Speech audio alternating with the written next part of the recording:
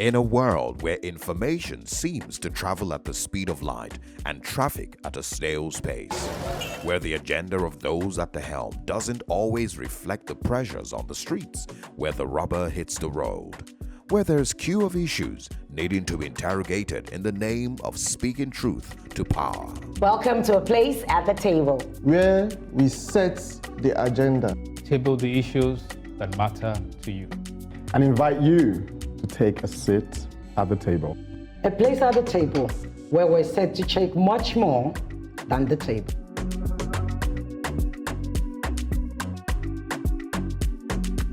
Welcome to A Place at the Table. It is good to be back. You could say that I am starting with a clean slate and presenting to us an opportunity to define the Africa we want. Rich and Kate, any thoughts? You did it, right? How much time do we have? With inspiration from a past heroine, and of course yourself, amazing stuff you do with I Create, I'll be speaking on living our mark. Before that, let me welcome someone who knows a bit about putting first things first. Welcome, Ladi, to the table. Thank you, Kate. Certainly, I'm all for exchanging ideas on interesting topics. I'll be speaking particularly on the transportation sector and the critical role of setting out a policy. I've titled it A Journey Without a Roadmap. Ladi, your title holds some intrigue as to your direction of travel. Well, I'm looking at a vital issue today. My beef is with the Southwest governors, and I'm asking them why. Why are we hungry? A vital topic indeed. Some might say that the issue of food, money, and by extension tax go hand in hand.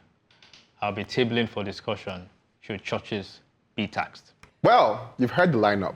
Time to start from the very beginning.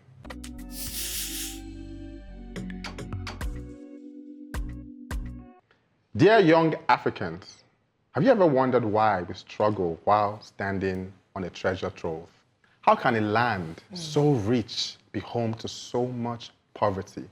With gold in Ghana, diamonds in Botswana, oil in Nigeria, copper in Zambia, platinum in South Africa, yet despite all this, we suffer. How is it that a land so blessed with a young and vibrant population remains stagnant? Why? Neocolonialism is the name of the game. They give aids and loans to corrupt leaders in exchange for our treasures, our future, our dignity. I have a question for the IMF and the World Bank. Where is the impact of those loans to our leaders? Show me the evidence. One of Africa's problems, they say, when freedom was gained, not a single country escaped unchained. And so, to be the masters of our destiny, to stand tall, we must own the ideas that shape our nation. Here's what we need. Development that's real, not elusive. Funds that build schools, hospitals, and roads, not just service debts. We don't want aids, we want infrastructure. We want laws that leverage our resources to create jobs for our young people. No more exporting raw materials. Process them here. If you want our gold, our iron ore, and our oil, build the refineries on our soil. But how do we achieve this? It's on us, the young people, to hold our leaders accountable. It is time to stop complaining and take responsibility. Replace your entitlement mentality with knowledge. Know your history, know your power, know your potential. Understand how leadership shape your life. And then act. Do something. Speak out. Vote wisely. Protest if you must. But don't let your children ask the questions you're not asking right now. Why is it that a continent that is so rich in resources and human capital, the poorest in the world? Wake up, Africa. Your future is in your hands. And that's something that really makes me wonder, is democracy for us? It's a question we need to ask ourselves, because we haven't seemed to have hacked it all these years. 60 years, Abi, and counting. It's not happening. What will work for us? We need, like you said, look inwards, search yourself and see what works for us. I don't think oil is the bane of our existence here in Nigeria. Hasn't helped us. We're going down, down, down into the rabbit hole. And yes, it is the young people. We're having a conversation in the car on the way here about how they have found ways to circumvent the traditional type of ways to do things, you know. Because whether we like it or not, technology is here. Yeah. Young people are taking advantage of that to move themselves forward. And if you are not quick-witted, you're going to be left behind. So I'm banking on the intelligent young people I choose to qualify it to take us ahead. You're selecting again. Yes, I'm selective. Yes, it's not for everybody. Well, Kate, I hear you, but the young people also must be seen to be doing something as well. I think Bright is? Yes, I think he's a young man. So let me look at Bright. Bright, doing amazing work. When you talk about the vibrant young population in Africa, we also want to see what this young, vibrant population of young people are putting forward as part of their own contribution to governance and development. But I'll pause there and go back to what you said. You said gold, oil in Nigeria. You forgot that we have gold as well. There is gold in Elisha. A state like Niger State, they have gold as well. Nasarawa has various minerals. So the problem with Nigeria is being too fixated on the oil that we have to the detriment of the other things and other minerals and other blessings God has given us. You talked about neocolonialism. I have an additional question there, and it is that these people who give us aid, do they not ask for the impacts of what they've, of what they've given us and what we've done with it? Do they not evaluate? That's adding to your question. Then you talked about processing our raw materials, and I want to say that it's the decline in the quality of governance that has brought us to this point. It wasn't always like this. In the past, we had the raw materials and we used it we processed them for people to buy products made from these raw materials. The question is, what has happened to the quality of governance that we had in the 80s, in the 70s, and that will point us to why we're where we are right now. So first of all, which leads to what I was thinking about while this conversation was going on. I think one of the things we have to dismantle is the colonial educational system that we've taken from UK and other places. And I've always said that I don't think the educational curriculum we have in Nigeria has any bearing on the needs of our society. Why anybody will still be studying philosophy and all those esoteric disciplines eludes me right now, when what we need is to engage all citizens as much as possible, and especially the younger ones, in productive activities that will directly engage the economy. We haven't even sat down to actually identify what are the needs of the society. I think for young people, they can go check out the documentary done by Shukbo Shashore. Yes. It's on the Netflix. Journey of an African Colony. Yes. I think it's on Netflix. It's on Netflix, yeah. So, I mean, it's a series, and you can go look for it because it really showcases a lot of our history. And because in your advocacy as well, you talked about, young people educating themselves about history. And about other things. And I think that's where the point that Ladi is also trying to make, that we have to be very deliberate about how we educate the young people for them to be able to understand what to do and how to approach this. The young people have energy. They have a drive. But then they are faced with this neo-colonial challenge. The neo-colonialism means new colonization. New systems. And the instrument of that colonization today is democracy.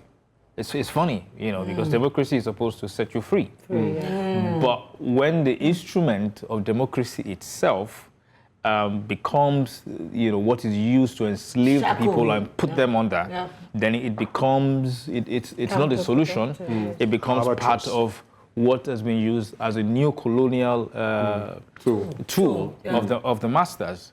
I mean, today it just takes, President Macron to sit down in Paris and summon all the African presidents, and they show up.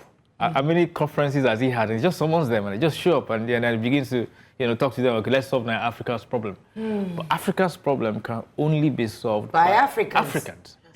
And part of it is that we must go back to the past, understand how we organized as a society, all right, and then use that as a basis to forge a future for ourselves. And the young people educating themselves about governance, educating themselves about how the system works, are actually really our last hope. We can see from the creative industry, I'm talking about our movies and our music, that the young people have set the tone globally. So which means the capacity is here. So the shackles that Yinka talked about have to do with the formal political structure. So that's where they need to infiltrate. And the numbers of the population demographic supports that, because they actually are higher in number. So I expect, if we're really serious, there should be a huge incursion into the political space of the young people, so they can go and replicate that creativity in finding solutions that they've done in other spheres. That's put Nigeria on the map, for which we've celebrated. They have to be intentional about grabbing the reins of power. Don't forget that our founding fathers, even back in the First Republic, they were all in their 20s and early 30s. Absolutely. So there's nothing stopping the young people who have the numbers to their advantage from making that huge incursion into the political space. All right. It's not by accident. Sometimes what is needed is a wake-up call to rouse the sleeping giants.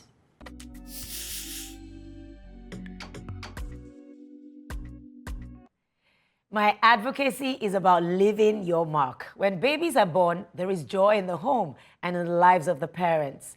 Expectations are high, and everyone prays that their child will grow up to be great and leave their mark in their generation. Cindy Meadow Gold was born in 1944 in the Castries district of St. Lucia in the Caribbean and died in a New York hospital on April 9th, 2013. She sojourned in Nigeria for 25 years and worked passionately to represent Nigeria as a gender expert to the United Nations. This makes her a traditionalist. That is the generation of people born in 1922 to 1945.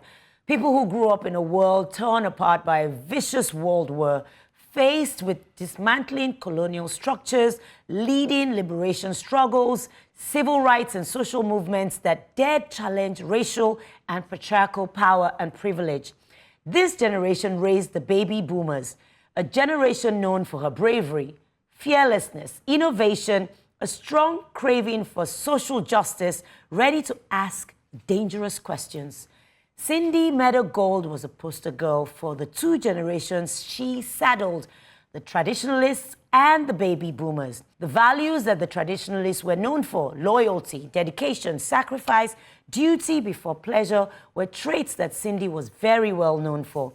The issues that she cared about and worked hard on till she drew her last breath were the very things that defined the next generation, the baby boomers, confronting oppression, defining alternative ways of conceptualizing power and community. As I celebrate her today, Cindy Meadow Gold, I want us to reflect on who we are and our future in history. What is that task facing your generation? I think Bright is already dealing with that for his generation. Every generation is also charged with the responsibility of correcting the mistakes of the past villains and building on the gains of the heroes. There is a constant need for us to refine, reshape, and affirm our humanity in an ever-changing world. We should endeavor to leave this world better than we met it. Cindy Meadow Gold certainly did leave her mark, and it would have been an honor and a privilege to know her. What mark are you leaving behind? The decision is entirely yours.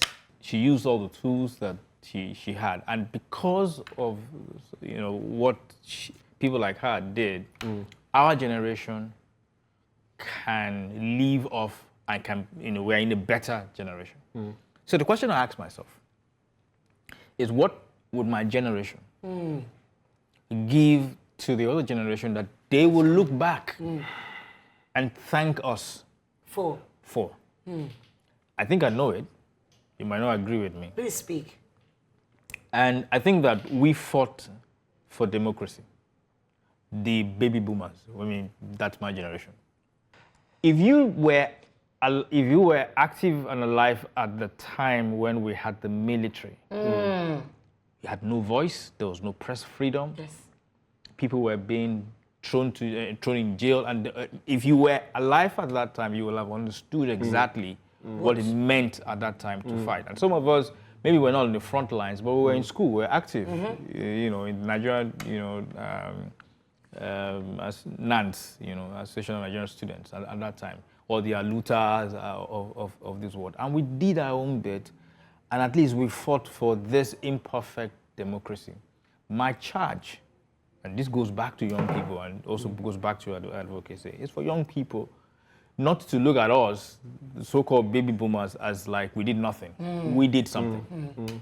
I would want to venture that I think there's a lot more that our generation can do before we finally hand the baton over to them. Because for my generation, for example, I was lucky to have a benefit of world-class education through the public school system we had then.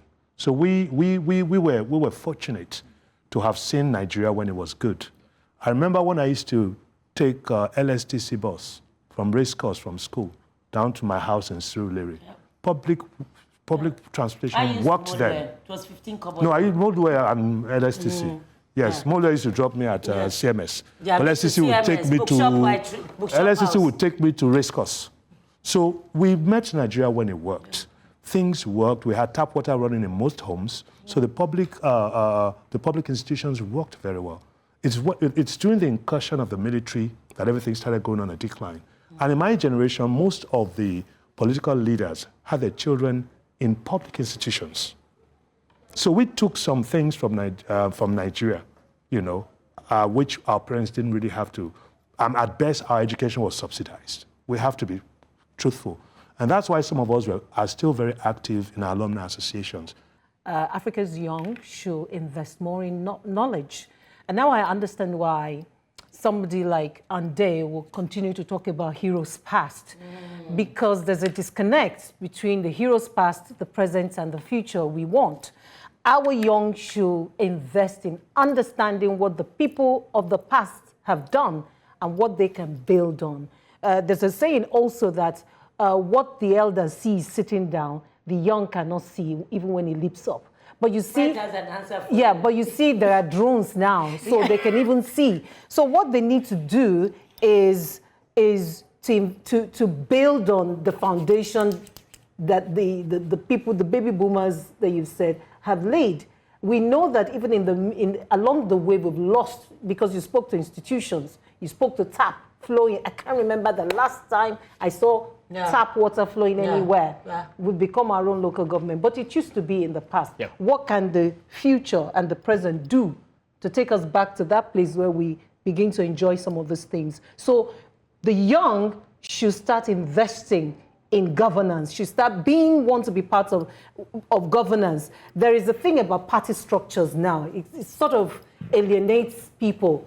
What you need to do as the young, the people who want to take charge for the future, is to penetrate these party structures that has kept us bound, that keeps giving us the same old people, recycling the old every time. That's the task.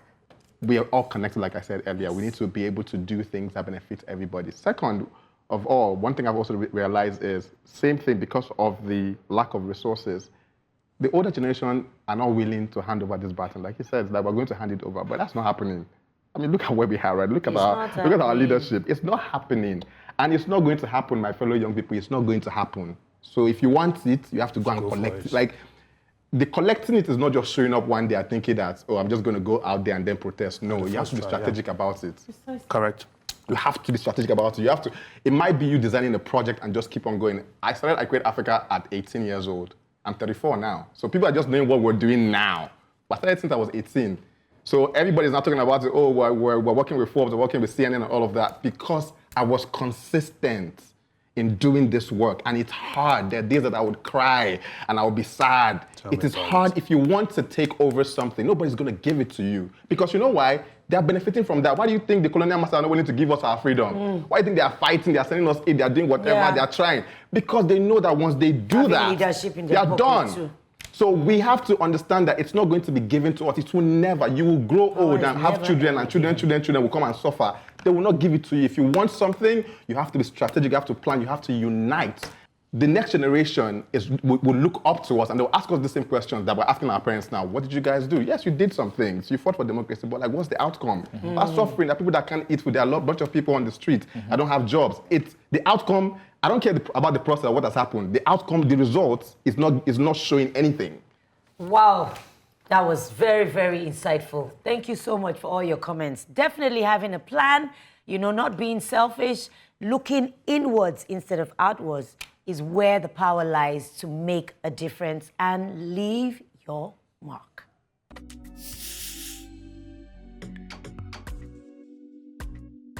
My advocacy is titled A Journey Without a Roadmap.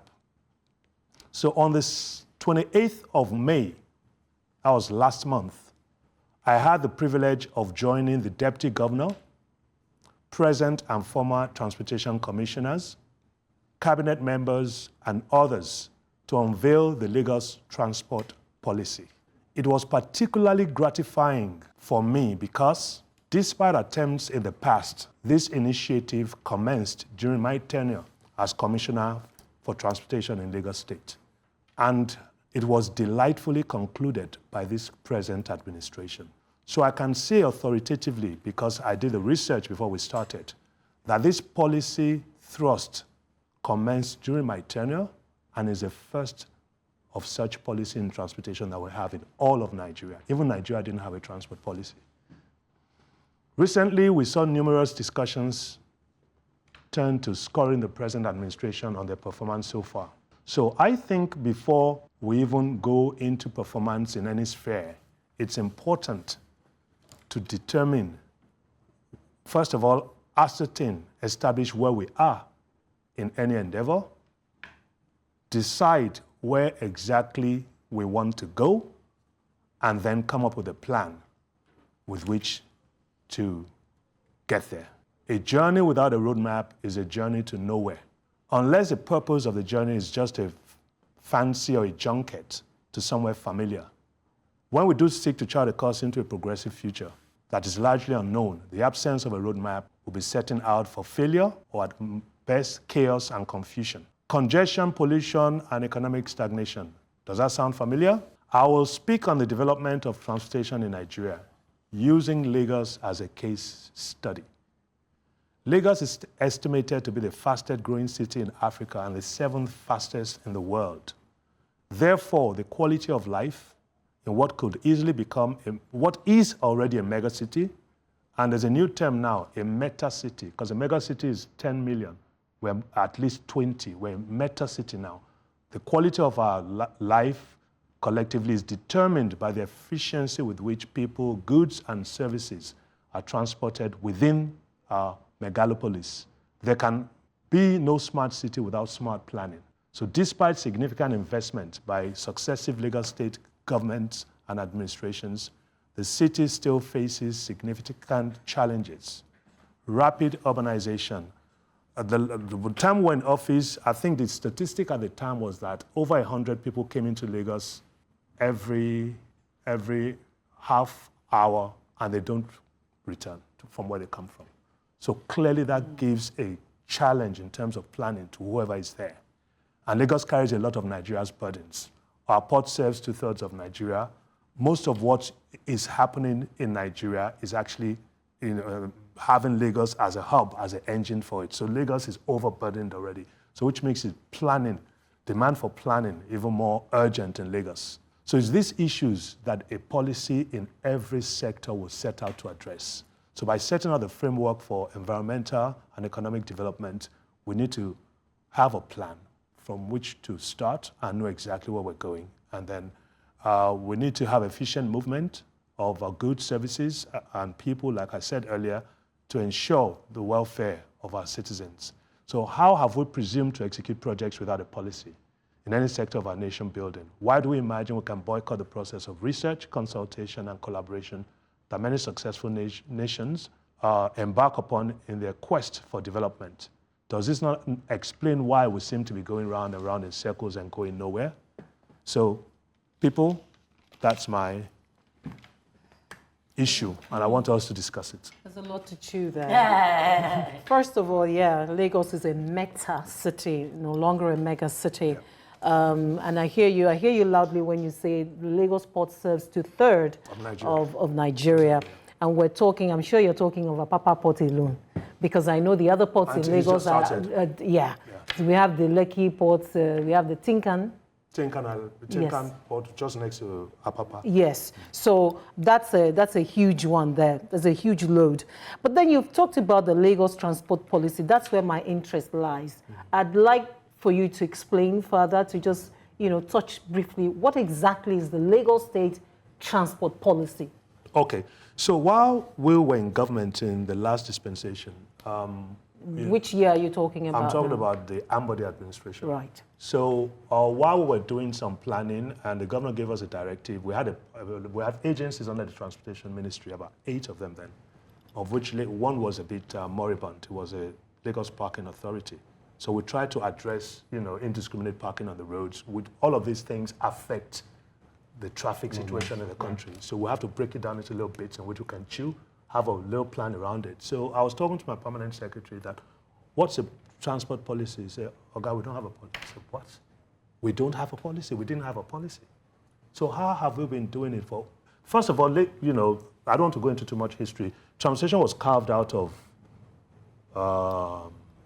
works and transport it used to be at the time. So the more the population increases, the more complex it becomes. It starts separating. So even transportation, we have departments and we have agencies, and then we're talking about what sorts of transportation, water, rail, road. So, we keep, growing in that way. So we didn't have a policy. And my permanent secretary at the time was a transportation specialist. That's what he studied up to doctorate level. So we don't have a policy, so we have to get a policy. So I approached the governor, informed him, and he gave immediately his blessing that we should go ahead and do it.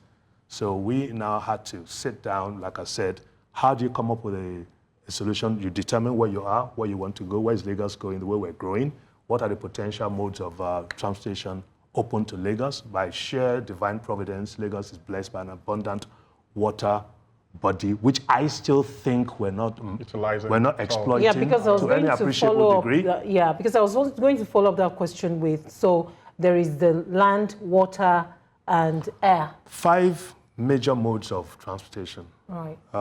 There's road, which is the most popular and most used. There's rail, which which is used in Europe and other developed countries to a larger extent. There's road, rail, there's air, there's water, and then there's pipelines. That's transportation. What about cable? Oh, pipelines is cable, transportation. You don't like the one in the... Right. Let's do a foundation. We don't want right. Let's build the foundation before we do the roof. Wait a minute. With the kind of meta status that Lagos has, did you not make provision for trams? Again, first of all, when we talk about trams, we're talking about something that requires a lot more technical input. And how do we allocate space for trams? I specifically wrote here, Lekki area, no tram. And the reason why I identified Lekki was because that was a growing area.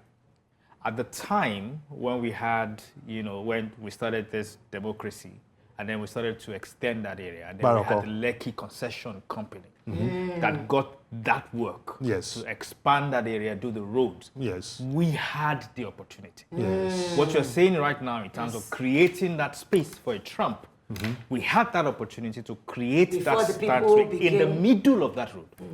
But we didn't. And so the question for me is, and I realized that you said it in your advocacy, that even Nigeria did not have a transport policy. And you know why I know that? Tell me. Abuja. When they were building it. When they were building Abuja, how do you explain that as big as Abuja was, as the opportunity that Abuja had for us, there was no plan for intracity? Well, they had a blank canvas. Such that we're now launching the rail system in Abuja now. 2024. It takes foresight. Well, there's no doubt that Lagos is a meta city, but I wish also that the facilities will reflect that you talked about water. We're dealing with cholera today. Transport policy, I still don't know. Ladi, you didn't explain it to me because I want to understand. Policy it was just unveiled recently. Okay, so that's what why, does it entail? So basically what it does is it tells us where we are now. Okay, where are we? Where we are now is what you see. Okay. Okay, it tells us where we want to go. We want to do rail. Okay. We want to do water transportation. Okay. And then beyond that, it also allows for space allocation.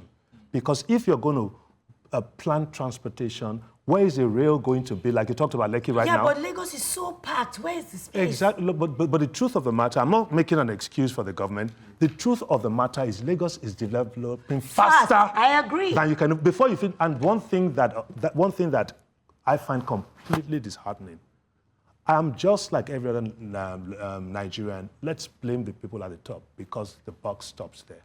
But when they shut down Third Mainland Bridge for months, and 2 days after they opened it, I drove on it, and people were cutting the metal barely 3 days after they opened it.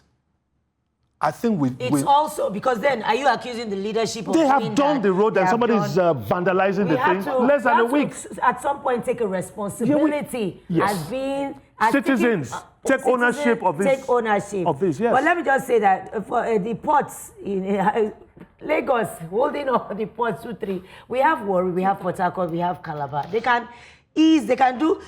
Let me tell you. If they tell the federal government to let my people Let me tell you what. I am particular about water transportation in Lagos. We had a lot of mishaps leading to loss of lives. With this plus the kidnapping. Yes. So with this new transportation policy in Lagos, what's the plan for water transportation to make it more robust? Like taxis, water taxis. Theoretically speaking, they had to deal with Uber. They had to deal with Uber to do that. Theoretically do something speaking, about water. no. But the challenges to water transportation. I can tell you that both as a regulator and somebody who got his hand burnt as an investor in there. It's very, very technically demanding. The water transportation for Lagos will be will not be affordable because first of all, those boat engines guzzle hydrocarbons. They're bigger than car engines, and then because of the all of these are supposed to be my trade secret, but let me say it anyway.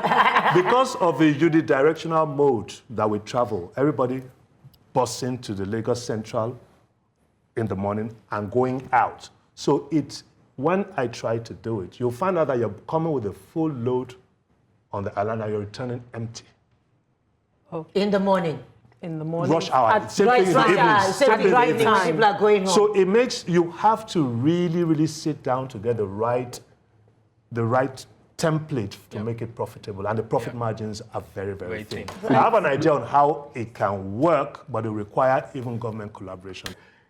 If the governors of every state, right, are able to put structures in their states where, I mean, for example, Jos. Have you been to Jos? I was in Beautiful. Jos many years ago. But because of all the fighting, and I would love to have a resort in Jos. Jos is gorgeous. Amazing. The weather is amazing. Like things that can exist in that place that people will not want to live there to come to Lagos. People from Jos are in Lagos. People from Port Harcourt are in Lagos. People from everywhere are in Lagos because there's nothing happening in their states. Yeah. So overpopulation, first of all, has to be addressed by making sure that every state becomes self-sufficient enough to keep the people there so that they can be able to make money and so stay. that they can be profitable there. That's one. Yep. Two, you talk about people cutting the bars. You think the guy on the streets, or the conductor, or the guy cares about Third Mainland Bridge? Right, let me interject. He doesn't care. Right, let me interject, please. No, I need to say this. Okay. I think we need to stop making excuses.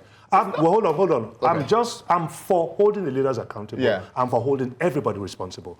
I drive sometimes along the West Coast. Yeah. The Republic of Benin, they're poorer than we are. They don't destroy the infrastructure. How do we know There's poverty there too. We go there How do we know because there's a serious enforcement. Those gendarmes are wicked. You can't try that over there. So poverty is not an excuse. No, it is an excuse. It is not. Because if you hold the leaders accountable, you would hold leaders accountable in spaces where they have to make sure that there's enough for the people to have enough not to vandalize. What's wrong with holding everybody accountable? I don't agree with that. Wait. What's wrong with holding everybody accountable? We are holding the wrong people accountable. If the leaders do what they're supposed to do. So until we have good leaders, the poor people can destroy the infrastructure? No. Now, first of all, I am not like I said, I'm not justifying anything. I think it is horrible for anybody to destroy it. But I want you to understand something. What do you think is going through the mind of that person that goes I collect my own. Do you think he understands what that is? The education. Do you think he's aware? Right. If the point you're making is that they're ignorant, it cuts across. The same thing happens in Benin. I just gave Benin is just next door. That's what I'm saying. I'm saying that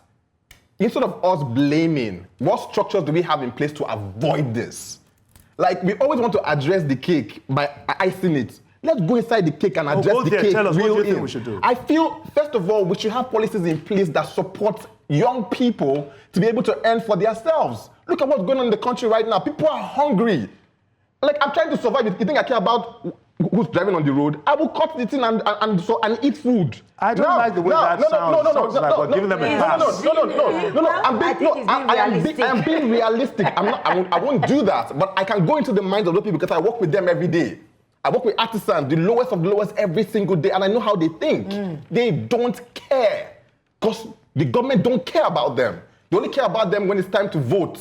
They organize them and then they make them vote. And that's all. After that, nobody cares about what these people go through. You don't have food to eat. Do you know how hungry people are? Like, there are no even jobs now. So, for example, the construction industry, nobody's building anything. Imagine how these guys survive. How do you think they eat? We are able to wake up in the morning and have a bath. There's water to have a bath and wear clothes, and then you have breakfast on your table. There are people who don't have that. There are people in the country that don't have that. We need to understand that. And so, as long as that doesn't exist, people will find a way to survive. Survival is what's happening in Nigeria. So, as much as we want to beautify the bridge and beautify, everything, we need to go back to the source. We need to make sure that we build things that support the livelihood of people. So, the foundational stages are critical to the sustainability of any project. It is apparent that much work is still needed at this level.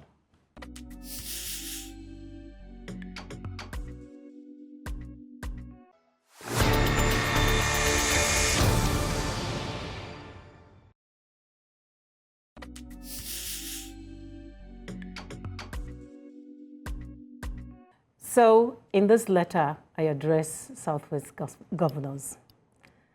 Dear Southwest governors, I am not happy to write you this piece, given the shouts of hunger in the region. It is shameful to have such arable land in Southwest and still complain of hunger. The Southwest has fallen drastically behind in agriculture from 55.8% contribution to the GDP in the 70s to 29.25% in 2018, according to the National Bureau of Statistics.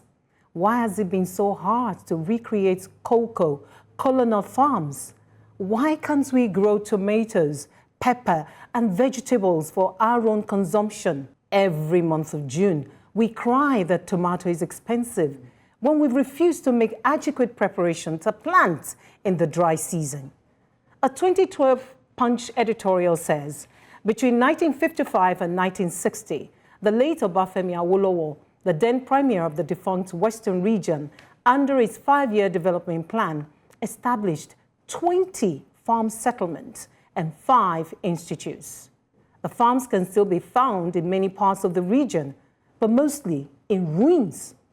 What are you doing about them? Have you added yours?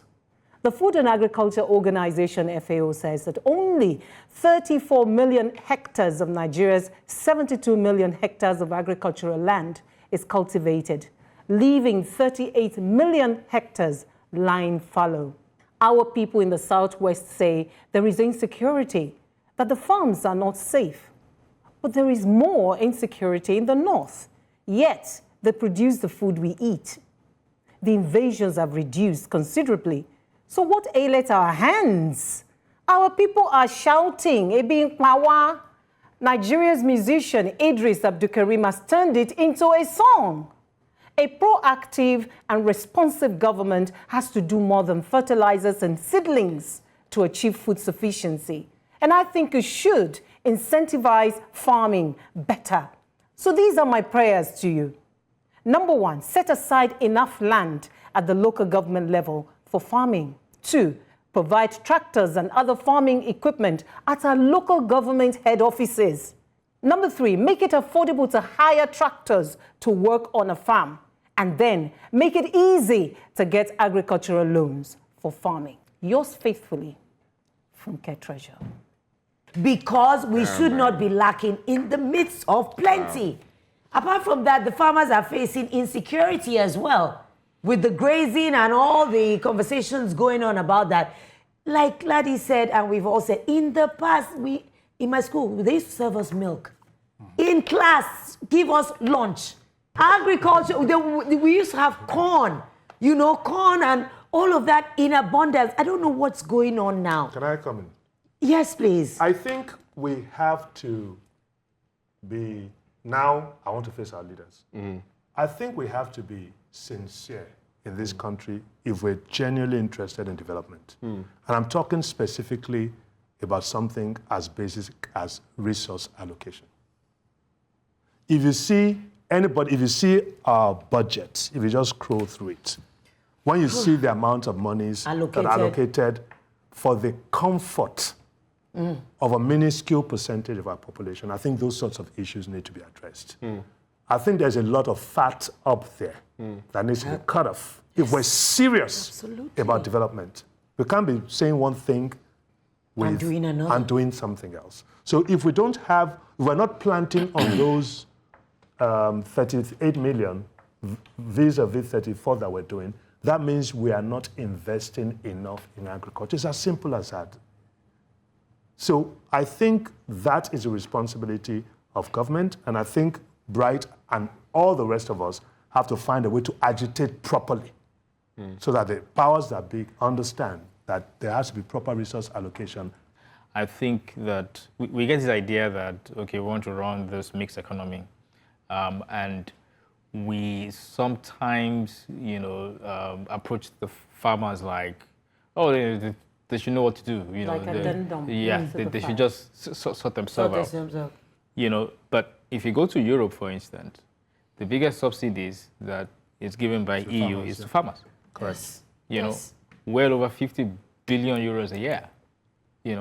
And they do that because they understand, really, that if you don't support them, in terms of, their mechanized farming, in terms of, subsidizing the activities, you, in itself, impact negatively the economies of these nations. So Nigeria must look at, agriculture, which is one of the biggest components of our GDP, as, a sector that we have to support with the real subsidy. As far as I'm concerned, the fuel subsidy should be replaced with agricultural subsidy. It will make a lot more sense. So you to use the savings from there. But to subsidize farmers. And just to wrap up my views, on this thing, I just want to ask a question. How many of you know the number of churches per square miles in the Southwest? Well, let me frame it. The total square miles occupied by churches in the Southwest of Nigeria. I know that there is a church on every street. That's where I'm going. Per street. Femi Awuyemi, the founder of ProShare, shared, one idea with me once, and he said the work of a governor, of any state, is to divide the total area of his state into square miles and ask himself, how much can I derive from each square mile that contributes to the GDP? That's your work. Thank you. That's where you start from.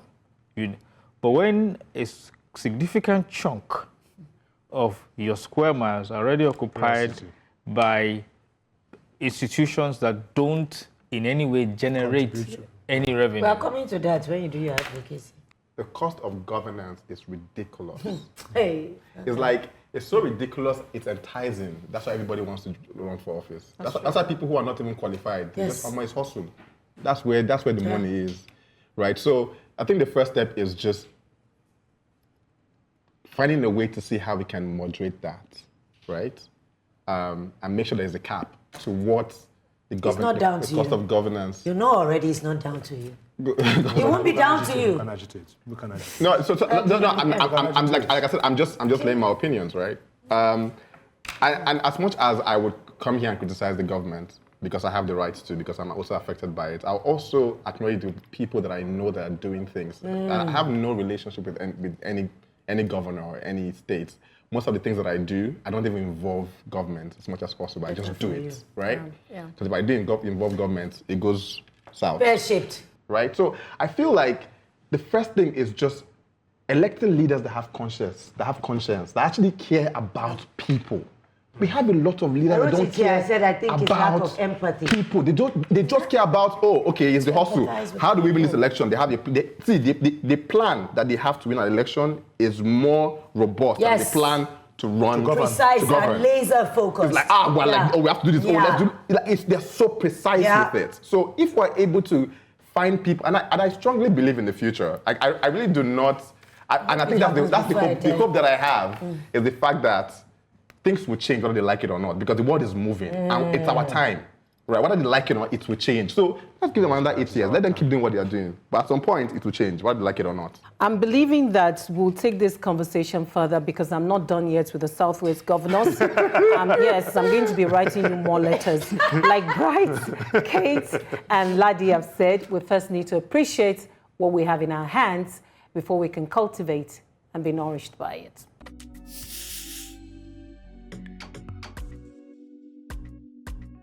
So my advocacy today will be about churches. Should churches pay tax? Over the last few years, there's been a consistent clamor for churches to pay tax. That clamor has been fueled mainly by the extravagant lifestyles of some pastors who flaunt abundant wealth amid lack. But should that be enough to reverse 56 years of precedent? Since the Companies Act of 1968 was replaced by the Companies and Island Matters Act of 1990, churches have been registered as incorporated trustees under which NGOs are registered. That law prescribes that they will not be subject to income tax as long as they are not involved in for-profit activities. There's a reason we must preserve this precedent. Churches have been a cushion for many. During the COVID-19 pandemic, churches were organizing cash distribution and ensuring that people had food to eat at home. Many churches have also embarked on multi-million-dollar projects that benefit people. Take, for instance, the rebuilding of an entire school complex that was destroyed during the Ikeja bomb blast of 2002 by the Daystar Christian Center, and the yearly back-to-school project that has benefited thousands of children in Nigeria. What about the activities of the Redeemed Christian Church of God Foundation that has granted over 90,000 scholarships, equipped 125 primary school libraries, 7 free education schools? The same organization that served over 60 million meals, an average of 223,000 meals per day in over 43,000 centers. In total, they've executed over 601 projects that have impacted 140 million lives in Nigeria. Time will not permit me to showcase the many projects done by the Catholic Church and the Anglican Communion in Nigeria. The truth is this: on the balance of things, churches are doing a heck of a job in supporting the poor, especially where the government is handicapped. It would be grossly unfair to tax organizations assisting the government in meeting its own obligations. Granted, there are a few who have abused this privilege to enrich themselves and live ostentatiously, but they can't and should never be the excuse to start taxing the income of churches. What is needed is to separate the wheat from the chaff by enhanced corporate governance principles in those organizations through the instrumentality of law. What say you guys? This is a catch-22 situation, I think. Like you rightly said, churches are doing a lot. I've been a witness to the meals by the Redeemed Christian Church of God. I remember once going to wash my car many years ago along the road on Ozumba, and I parked the car to just, clean the tires, and I could see suddenly all the people washing, they ran to a bus. And I'm like, what's happening? He said they brought food for them. And that was on a Sunday. And Sundays are very dry. I'm talking about Lagos State. How how do you decide if you want to tax them? I think they're doing a lot in the community. Let's not go to the part where people become lazy and wait for miracles instead of going out to work, where the only message being preached is about prosperity and getting an alert on your phone by a mystical figure. But the churches that are doing what they should do in their community, like I know for Trinity House, they have the foundation where they give out grants for IVF. They have the prison ministry. They have the feeding. They have the care clinic. They're doing a lot. For most of them, I think, genuinely, they care for the people and their congregants. And there's no how there will not be a few wolves in the pack. Churches performing traditional church functions clearly should not be taxed. What we're talking about is the excesses. If you are set up to minister to people and with the funds that you receive to help the downtrodden, that's why you should not be taxed. But owning private jets, going on expensive junkets, those sorts of activities should be taxed. I agree. Because they have deviated from the primary purpose of what those religious institutions. So it's not about taxing the church. It's the activities that they're involved in when they move away for the reason for which they were created and are now enriching other people. If the intention, like you said, they're bad eggs, but if the intention is right, and please, let's not, I don't want people to take that out of context because there are situations where you say, oh, it's the government's responsibility. But if the intentions are right, knowing the fact that you've been able to have those people commit to this, I understand the role of church when it comes to elevating your spirituality. But the elevation of your spirituality is for you to be able to use that as a way to progress within your community the people around you. That's right. If that impact, if we're not feeling that, what's the point? There are some churches that have schools, for example, that are making so much money. Covenant University, and I don't know if they are being taxed or not. I don't know. If they are not being taxed, then they should definitely be taxed because I'm pretty sure the school will be taxed. So there are churches that have businesses that's attached to them. Those businesses definitely should be taxed. But at the same time, let's even go back to the taxing. The one that, even the businesses that are being taxed, what are they using the tax money to do? Where is the outcome of even the tax? The one that you are paying tax, all of us are paying tax here. What is the result of those tax? So it's not about collecting tax from churches. That's not where my point is. What are you using it for? What are you using it for? Then finally, my advice, because I always give an advice, is the fact that most of the things that you've mentioned here are temporary solutions. Give people food today, tomorrow they'll be hungry again. Give people water, they'll be hungry again. Most of the things that churches do are temporary solutions, but they have enough to be able to create one sustainable solution. Build hospitals, build roads, create communities. You could do that. If you can't do that as one church, come together and do it. Do sustainable solutions. There are churches that will say, oh, everything here is free. My church used to do it. They did that. They will bring a lot of things and say, everything, you come and buy for free. You come and take whatever you want. But it's not sustainable because tomorrow they'll be hungry again. How do we create things that would actually create sustainable solutions? Make them fishers of... If they are doing that, then I don't think we should be talking about who's taxed, who should be taxed or not. Let's create things that actually are sustainable. Teach them how to fish. That would be my... What we cannot deny is that there are pastorpreneurs. Yes. And yes, and what they have done is a lot of disservice to the genuine ones who follow their calling. That's on one side. On the other side, you talk of a ministry like Humanitarian Affairs that is supposed to mind the less privileged, plug gaps here and there, and you look at the monumental fraud in places like that. It is their failure, I believe, that churches are plugging. The same thing with education. What is the business of it? We used to have our own schools in the past, which governments took over.